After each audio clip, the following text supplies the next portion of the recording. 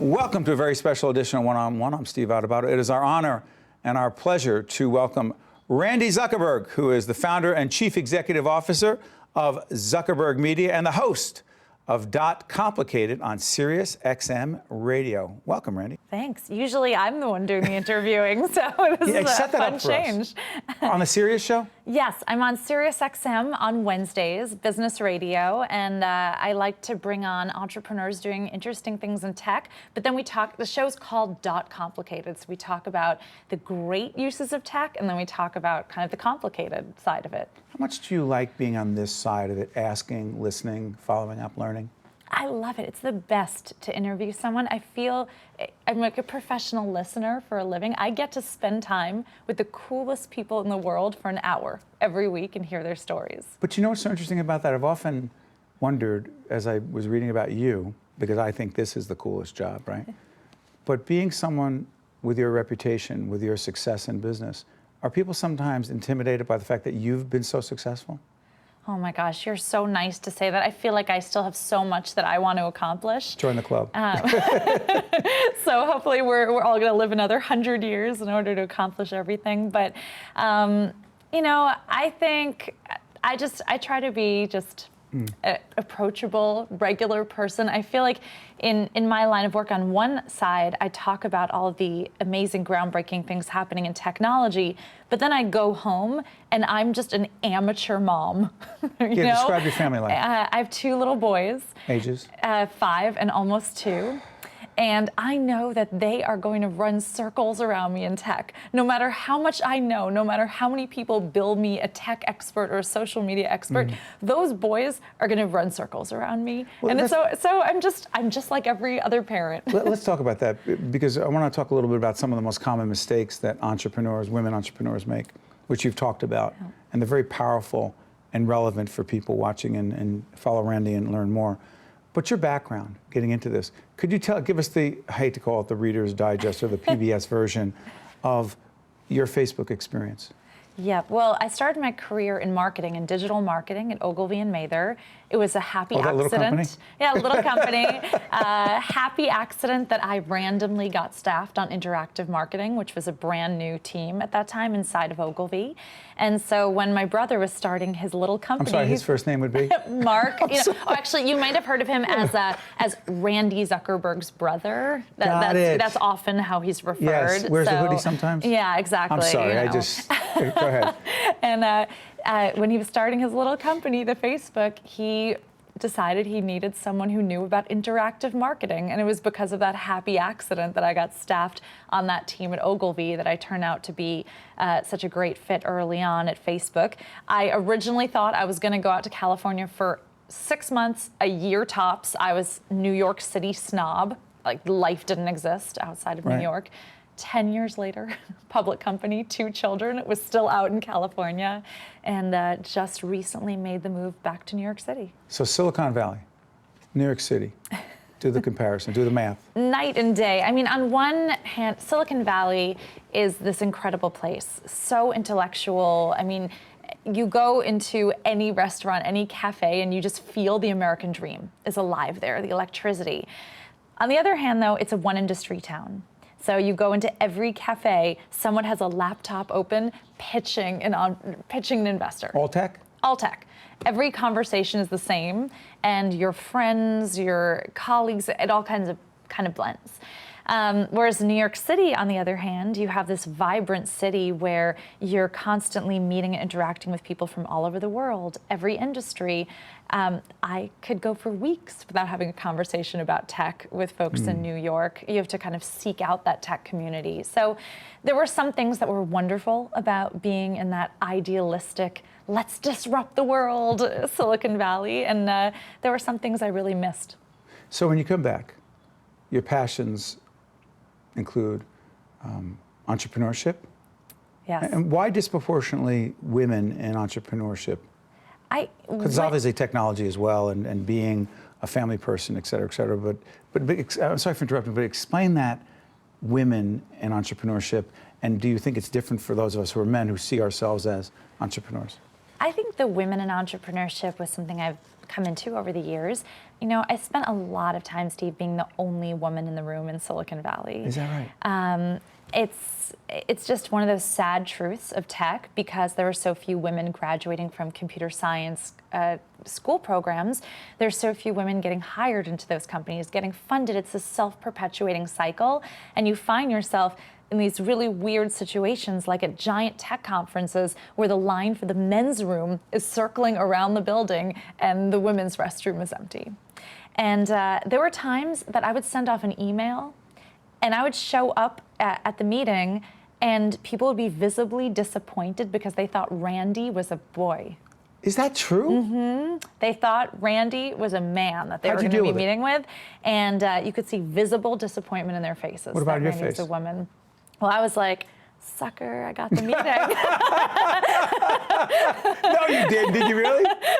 Did you learn Like to anticipate internal, it? that was the You're internal right. You dialogue. didn't manifest that That's right, I did because you're not more under manifest control. that. But you got used to that. Well, not used to it, but you got used to, you knew you were going to get that. So I got used to putting on that thicker skin of kind of toughening up, of being the woman in the room.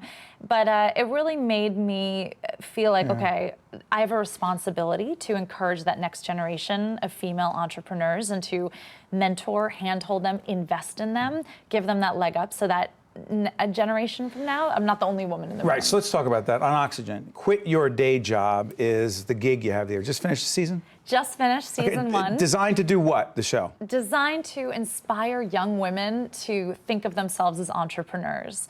These are the women that you see on this Oxygen show. They are not what you think of in your brain when you think of an entrepreneur in America. These are school teachers, single moms. We have all kinds of ethnic, racial, gender diversity on the show that I think in America's minds, when you think of what an entrepreneur, business person in America looks like, you have an idea in your head, and it's not any of these amazing women. What was so interesting is you mentioned the three most common mistakes that entrepreneurs can wind up making. They don't know their numbers, they don't toot their own horn, and they choose a co-founder with the same skills. Break that down for us. All right, so first of all, I think women walk into the room if they're asking for a raise, if they're negotiating, and they tend to use qualifiers like, I worked hard for this, I deserve this, like, I really want this, and that's great. That makes me want to give someone a hug. It doesn't make me want to open my checkbook Was Sheryl and Sandberg fund right them. on this? Was Sandberg right on the leaning in? Oh, well, definitely. I think women... Because that's not leaning in. Saying, well, I've worked hard and... That's right. No, so what I say women have to do is they have to come in armed with data and statistics. They can't walk in saying, I worked hard, I deserve this, I earned this. They have to say, no, I have elevated our revenue by X percentage.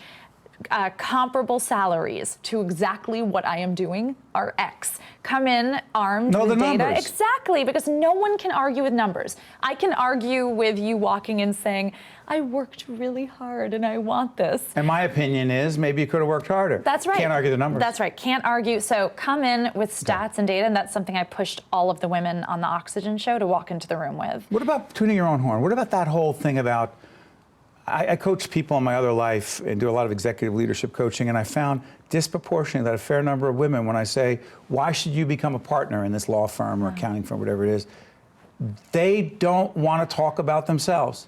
And we men, very often, talk too much about ourselves. Go ahead. And that's a great example, because when Every guy in the control room, everyone in the studio is like, yeah, we do. What is that? It's so funny. When guys come to pitch me about their startup, the first thing they do is walk in the room and tell me how awesome they are. Like, without a doubt, that's the first thing they do. And I'm like, okay, let's move past that to your startup. Women will come into the room, they'll immediately start talking about the company. They don't talk, I mean, it could be the most qualified, amazing, credentialed woman. She won't even talk about herself. So what I always tell women to do if they're uncomfortable bragging about themselves, get a peer group around you who will.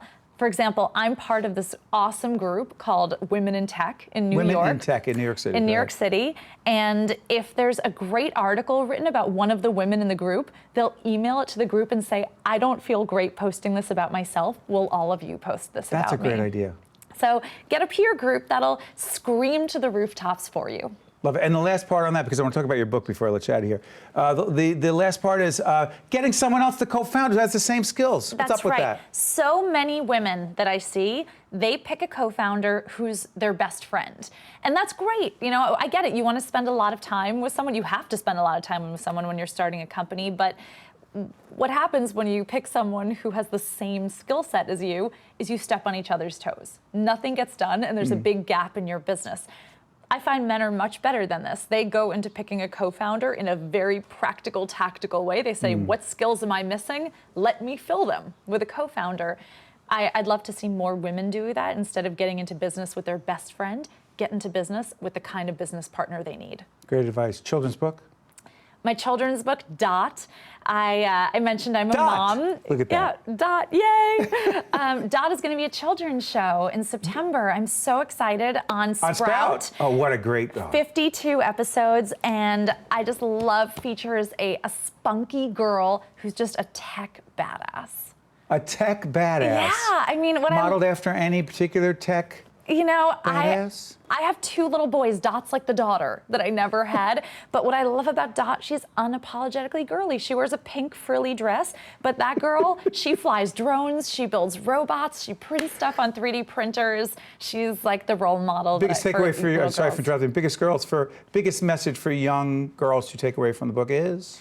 I think that they can do it all. You can be a girl, you can be a leader, you can be an entrepreneur, you can be a coder. Randi, thank you so much. A compelling interview, a lot of great information. Thank you. Thanks. We'll be right back with One-on-One right after this.